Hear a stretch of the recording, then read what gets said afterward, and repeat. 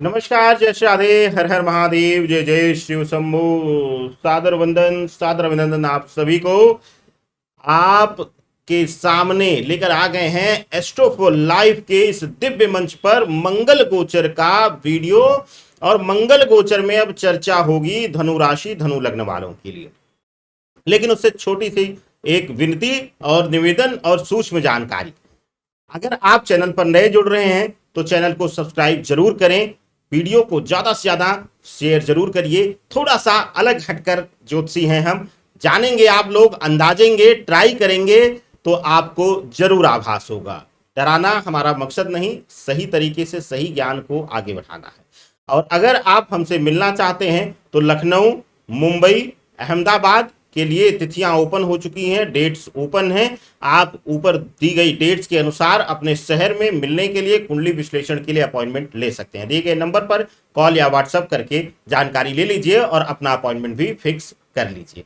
आइए अब चर्चा करते हैं मंगल गोचर की। मंगल गोचर में अब बारी आ गई है धनु राशि धनु लग्न वालों के लिए कैसा होगा मंगल के इस गोचर का प्रभाव। 18 अगस्त को संध्या बेला से 3 अक्टूबर तक यह स्थिति इसी तरीके से रहेगी, यानी कि मंगल देवता बुध के घर में यानी कि कन्या राशि में विराजमान रहेंगे।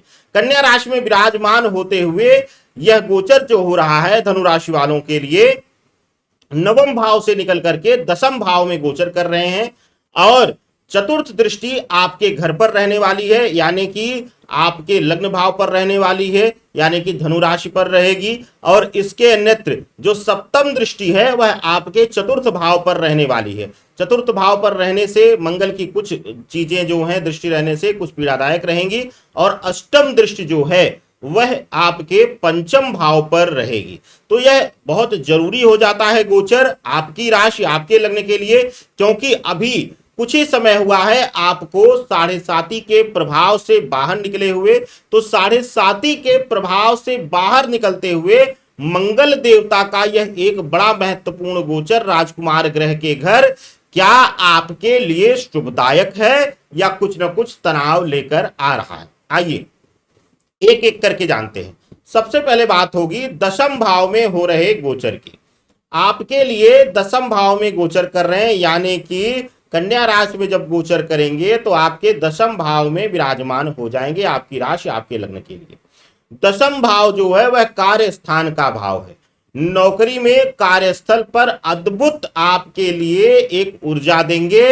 अब तक आपके अंदर जो सुस्ती थी, लेजीनेस थी, अवॉइड करने की, काम को टालने की आदत जो बन गई थी, उससे आप छुटकारा पाएंगे। और अब आप एकदम से आपके अंदर आप अपने आप को ऊर्जावान पाएंगे और नए जोश नए उमंग के साथ अपने कार्यों का निपटारा करेंगे या कार्यों को करने की इच्छा शक्ति जागेगी, जिससे कि आपके कार्य प्रणाली में बदलाव आएगा, कार्य करने की क्षमता में अद्भुत वृद्धि होगी। तो आपके लिए कार्य स्थान पर यह शुभता दे रहे हैं। कठिन परिश्रम करा करके आपसे छीनने का अधिकार देंगे, यानी कि आप अपना अधिकार अपना हक छीनने का अब बूता रखेंगे, दम रखेंगे। अब तक आपके अंदर सुस्ती आ गई थी, लेजीनेस आ गई थी, या कह लीजिए स्वयं को आलस्य में डाल करके कार्यों को टालने की आदत आ गई थी, अब उससे आप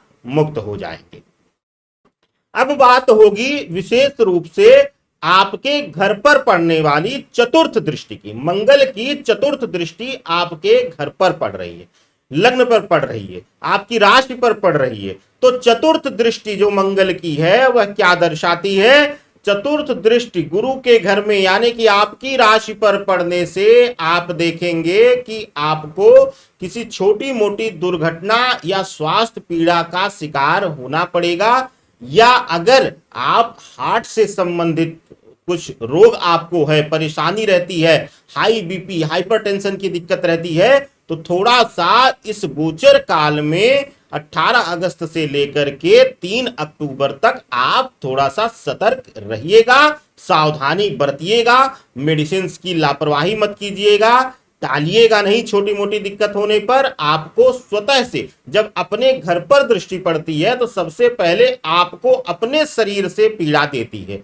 तो आपके घर पर दृष्टि पड़ने से थोड़ा सा स्वास्थ्य कारणों, दुर्घटना आदि के प्रभाव से बचकर रहना है। वाहन चलाते हैं, हैवी मशीनरी चलाते हैं या लापरवाही के साथ रोड पर चलने की आदत है तो आप थोड़ा सा इस बीच सतर्क हो जाइए, नहीं तो आपको पीड़ा मिलेगी। बात अब आपके राशि के लिए चतुर्थ भाव पर जो सप्तम दृष्टि पड़ रही है। मंगल जो है दशम भाव में बैठ करके सप्तम दृष्टि से आपके चतुर्थ घर को देख रहे हैं, फोर्थ हाउस को देख रहे हैं। फोर्थ हाउस को देखने से विशेष करके यहां पर मातृत्व भाव से, माता भाव से संपत्ति लाभ इत्यादि मिलना, अचानक से धन लाभ इत्यादि मिलना, यह संकेत दर्शाता है। और साथ ही साथ माता के स्वास्थ्य में पीड़ा या सुख में कमी दर्शाता है। थोड़ा सा मातृत्व भाव से आपको सतर्क रहना या उनकी सेवा इत्यादि करने की जरूरत रहेगी इस गोचर काल में। तो अपने आप को मां के प्रति समर्पित छोड़ दीजिएगा। बात अब अष्टम दृष्टि की। अष्टम दृष्टि मंगल की विशेष रूप से आपके पंचम भाव पर पड़ रही है। पंचम भाव पर अष्टम दृष्टि पड़ने से यहां पर बहुत कुछ बदल जाएगा आपके लिए। इस लगभग 40 से 45 दिनों के अंदर आपके लिए बहुत कुछ देखने को मिलेगा।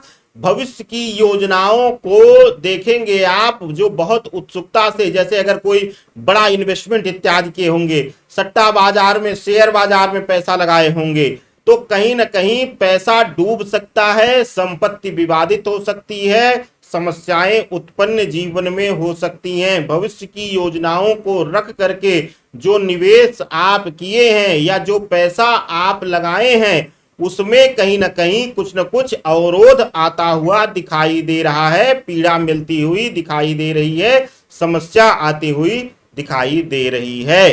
तो अष्टम दृष्टि पड़ने से पंचम भाव पर यह दर्शाता है। लेकिन अगर यहीं पर देखा जाए तो अगर आपकी कोई संतान कहीं शुभता के लिए प्रयास कर रही थी, नौकरी के लिए प्रयास कर रही थी या शोध कार्य में थी, तो आपको संतान पक्ष से, संतान के कारण मान सम्मान, यश की प्राप्ति और समाज में आपके कद में वृद्धि इत्यादि दिखाई दे रही है। संतान पक्ष से कुछ शुभ समाचार, शुभता भरी खबर सुनने को इस गोचर काल में मिल सकती है। तो ये रहा मंगल के गोचर का प्रभाव आपकी राशि यानी कि धनु राशि वालों के लिए कैसा होगा। धनु लग्न वालों के लिए मंगल का यह गोचर।